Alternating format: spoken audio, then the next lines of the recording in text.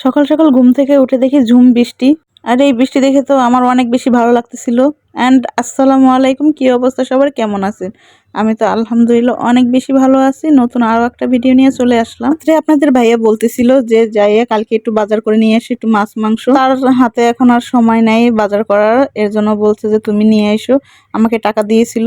তো ভাবলাম সকালে আন্টিকে নিয়ে যাব। এর জন্য আন্টিকে রাত্রে আমি দাওয়াত দিয়েছিলাম, আমার দুই আন্টি ঢাকা থাকে। তো বলছিলাম যে আপনারা দুইজনে আমার কাছে খাবেন কালকে। তো এমনিতে তো অনেক অসুস্থ, আন্টিরা তো জানে, এর জন্য বলছে তোমার এত কষ্ট করার দরকার নাই, আমাদের খাওয়ানো লাগবে না। আমি বলছি তেমন কিছু না, একটু করল্লার ঝোল রান্না করব। আর আন্টিদের তো করল্লা খেতে অনেক বেশি ভালো লাগে।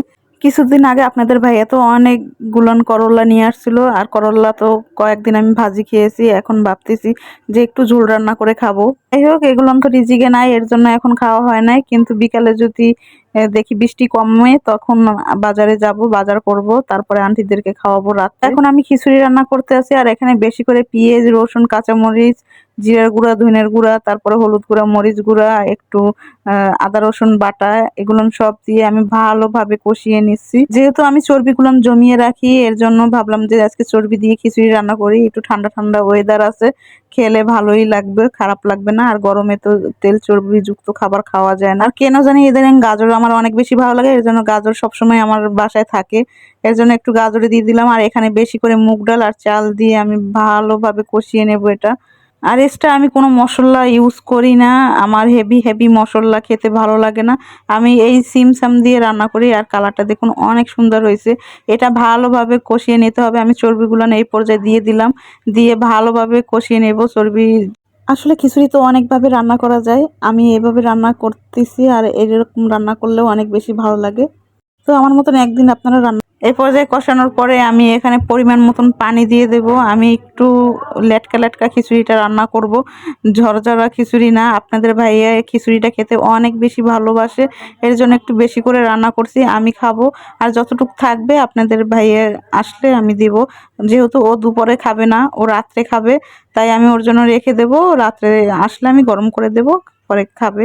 ওর কাছে রুটি খিচুড়ি এগুলো ও অনেক বেশি ভালোবাসে। আর সময়ও হয়ে ওঠে না, কারণ খিচুড়ি খেতে গেলে একটা সময় সাপেক্ষ ব্যাপার।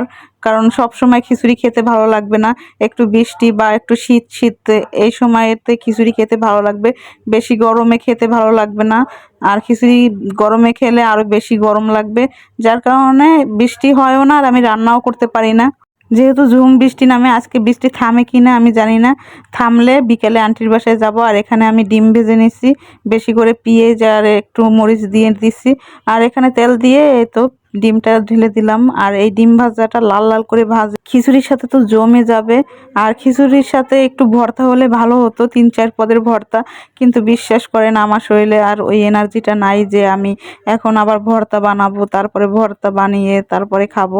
যাই হোক, আমার রান্না বাড়া কমপ্লিট। এরপরে আমি সব ঘরটার গুছিয়ে, এরপর যে আমার অনেক বেশি ক্ষুধা লাগছে, এরপরে তো আমি খাবার নিয়ে বসে পড়লাম। আর খাবারটা খেতে অসাধারণ হয়েছে, যেমন মজা হয়েছে।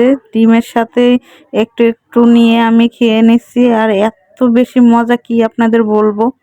আর মুখের সাথে যখন চর্বিটা পড়ে তখন তো দারুণ লাগে, আর খেতে অনেক বেশি মজা হয়েছে। আমি যেরকম রান্না করছি, আপনারা আমার এই রান্নাটা ফলো করে এরকম আপনারা রান্না করে নিতে পারেন, খেতে অনেক বেশি ভালো লাগবে। আর এখানে 2টা মরিচ না হলেই না, আমার ইদারিং কেন জানি ঝাল খেতে অনেক বেশি ভালো লাগে।